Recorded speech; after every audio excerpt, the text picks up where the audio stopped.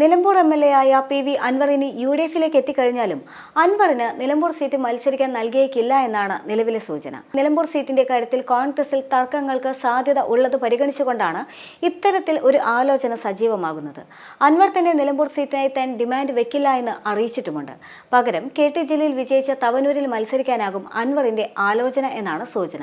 നിലമ്പൂരിൽ നിലവിലെ സാഹചര്യത്തിൽ യു.ഡി.എഫിന് വിജയസാധ്യതയുണ്ട്.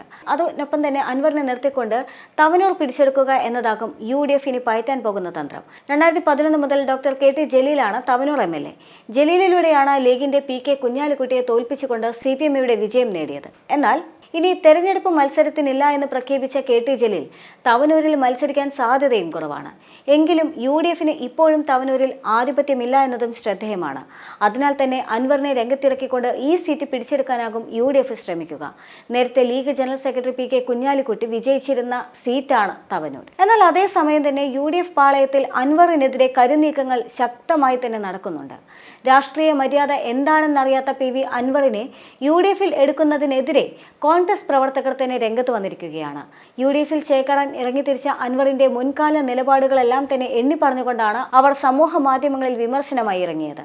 യു.ഡി.എഫിനെയും പ്രത്യേകിച്ച് കോൺഗ്രസിനെയും പൊതുജന മധ്യത്തിൽ പരിഹസിക്കുകയും അപമാനിക്കുകയും ചെയ്ത അൻവറിനെ ഇരുകൈയും നീട്ടി സ്വീകരിക്കാനുള്ള നീക്കത്തിനെതിരെ പ്രതിഷേധമുയർന്നു. നിലമ്പൂർ, ഏറനാട് മണ്ഡലങ്ങളിൽ അൻവറും കോൺഗ്രസ് പ്രവർത്തകരും തമ്മിൽ വർഷങ്ങളായി കടുത്ത പോരിലാണ്. തലമുതിർന്ന നേതാവായിരുന്ന ആര്യാടൻ മുഹമ്മദിനെ പലവട്ടം അപമാനിച്ചതാണ് അൻവർ. കഴിഞ്ഞ ദിവസം ആര്യാടന്റെ മകൻ ഷൗക്കത്തും അൻവറിനെതിരെ രംഗത്ത് വന്നിരുന്നു. കോൺഗ്രസ് നിലമ്പൂർ മണ്ഡലം സെക്രട്ടറിയായ മാനു, യൂത്ത് കോൺഗ്രസ് ജില്ലാ ജനറൽ സെക്രട്ടറിയായ TMS ആസിഫ്, യൂത്ത് കോൺഗ്രസ് നിലമ്പൂർ മണ്ഡലം പ്രസിഡന്റായ അജ്മൽ സൈഫു, എടക്കരയിലെ യൂത്ത് കോൺഗ്രസ് നേതാവായ ധനീഷ് ഗോപി തുടങ്ങിയവർ പരസ്യ വിമർശനമായി രംഗത്തെത്തുകയും ചെയ്തിരുന്നു. പിണറായി വിജയനോട് തെറ്റിയപ്പോഴാണ് അൻവറിന് ജനങ്ങളോട് സ്നേഹം വന്നതെന്നാണ് കോൺഗ്രസ് നിലമ്പൂർ മണ്ഡലം സെക്രട്ടറിയായ മാനു മാധ്യമങ്ങളോട് പ്രതികരിച്ചത്. എടക്കരയിലെ യൂത്ത് കോൺഗ്രസ് മുൻ മണ്ഡലം പ്രസിഡന്റായ ധനീഷ് ഗോപിയും അൻവറിനെതിരെ ഫേസ്ബുക്കിൽ കുറിപ്പിടുകയും ചെയ്തിരുന്നു. അൻവറിനെ യു.ഡി.എഫിൽ എത്തിക്കാൻ അമിതാവേശം കാട്ടുന്ന മുസ്ലിം ലീഗ് നേതൃത്വത്തിനെതിരെയും പ്രതിഷേധം ഇപ്പോൾ നിലവിൽ ശക്തമായി തന്നെ ഉയരുന്നുണ്ട്. എന്നാൽ ഇത്ര കണ്ട് പ്രതിഷേധം ഉയരുന്ന സാഹചര്യത്തിലും താൻ വെച്ചകാല് പുറകേട്ടില്ല എന്ന നിലപാടിൽ തന്നെയാണ് അൻവർ ഉള്ളത്. മുസ്ലിം ലീഗ് നേതാക്കളായും യു.ഡി.എഫ് നേതാക്കളുമായും അൻവർ കൂടിക്കാഴ്ചയ്ക്ക് ശ്രമിച്ചുകൊണ്ടേയിരിക്കുകയാണ്. അത്തരത്തിലുള്ള കൂടിക്കാഴ്ചകൾക്ക് ഒരർത്ഥത്തിൽ കോൺഗ്രസിന്റെ ഭാഗത്തു നിന്ന് മൗന സമ്മതവുമുണ്ട്. MM ഹസനാണെങ്കിലും VD സതീശനാണെങ്കിലും അൻവറിനെതിരെ രംഗത്ത് വരുമ്പോഴും MM ഹസൻ പറഞ്ഞു വെക്കുന്ന ഒരു കാര്യം, എന്തു തന്നെയാണെങ്കിലും മുന്നണി വിപുലീകരണത്തിനുള്ള ശ്രമം നടക്കുന്നുണ്ട്, അൻവറിന്റെ കാര്യങ്ങൾ പഠിച്ചും ചർച്ച ചെയ്തും എല്ലാം തന്നെ മുന്നോട്ട് പോകും എന്ന് തന്നെയാണ്. അപ്പോഴും അൻവർ യു.ഡി.എഫിലേക്ക് വരണ്ട എന്ന് പറയുന്നില്ല. അതേസമയം തന്നെ രാഹുൽ ഗാന്ധിക്കെതിരെ അൻവർ നടത്തിയ DNA വിവാദം, അതിൽ അദ്ദേഹം മാപ്പ് പറയണമെന്നും തെറ്റുതിരുത്തണമെന്നും യു.ഡി.എഫ് ആവശ്യപ്പെടുന്നുണ്ട്. അൻവറിന്റെ ഒരു വാക്കുകൊണ്ട് തീരാവുന്ന പ്രശ്നം മാത്രമാണ് കോൺഗ്രസിനും അൻവറിനും ഇടയിലുള്ളത് എന്നത് ഇതിലൂടെ തന്നെ വ്യക്തമാണ്. മാത്രമല്ല കെ. സുധാകരനും അൻവറും തമ്മിലുള്ള ബന്ധമനുസരിച്ചുകൊണ്ട് തന്നെ കെ. സുധാകരന് അൻവറിനെ തിരിച്ചു വിളിക്കാനുള്ള താല്പര്യവുമുണ്ട്.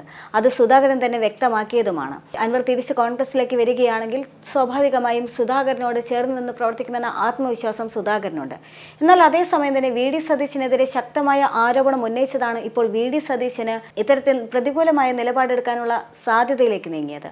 VD സതീശനെ സംബന്ധിച്ച് അൻവറിന്റെ ഭാഗത്തു നിന്നും ഇത്ര ശക്തമായ പ്രതിഷേധം ഉയർന്ന സാഹചര്യത്തിൽ അത് മറന്നുകൊണ്ട് അൻവറിന് അനുകൂലമായി നിൽക്കുക എന്നത് പ്രയാസകരമാണ് എന്നതാണ് VD സതീശനും അദ്ദേഹത്തിന്റെ പക്ഷക്കാരുടെയും വാദം. എന്നാൽ അതേസമയം തന്നെ അൻവറിനെ സ്വീകരിക്കണോ വേണ്ടയോ എന്ന കാര്യത്തിൽ ചർച്ച നടത്താമെന്ന നിലപാടിലേക്ക് ചെന്നിത്തലയും എത്തി നിൽക്കുന്ന സാഹചര്യമാണ്. അതായത് കൃത്യമായി പറയുകയാണെങ്കിൽ കോൺഗ്രസ് രാഷ്ട്രീയത്തിനുള്ളിൽ തന്നെ വിവിധ ചേരികളായി തിരിഞ്ഞുകൊണ്ട് അൻവറിനെ സംബന്ധിച്ച ചർച്ചകൾ സജീവമാവുകയാണ്. ഹസനാണെങ്കിലും സുധാകരനാണെങ്കിലും ഒരേ ചേരിയിൽ നിൽക്കുന്ന സാഹചര്യത്തിൽ VD സതീശൻ പക്ഷമാണ് അല്പമെങ്കിലും ചേരി മാറി നിൽക്കുന്നത്. എന്നാൽ അതേസമയം തന്നെ മുസ്ലിം ലീഗിന്റെ ഭാഗത്തു നിന്ന് അൻവറിനോട് വലിയ താല്പര്യവും പ്രകടിപ്പിക്കുന്നുണ്ട്. അതുകൊണ്ട് തന്നെ സ്വാഭാവികമായും അൻവറിന്റെ യു.ഡി.എഫ് പ്രവേശനത്തിൽ വലിയ ബുദ്ധിമുട്ടുകളില്ലാതെ തന്നെ കടന്നു പോകുമെന്നുള്ള കാര്യത്തിൽ യാതൊരു തർക്കവുമില്ല. പക്ഷേ ഇനി വരാൻ പോകുന്ന തർക്കം ഏത് സീറ്റ് കൊടുക്കുമെന്നതാണ്.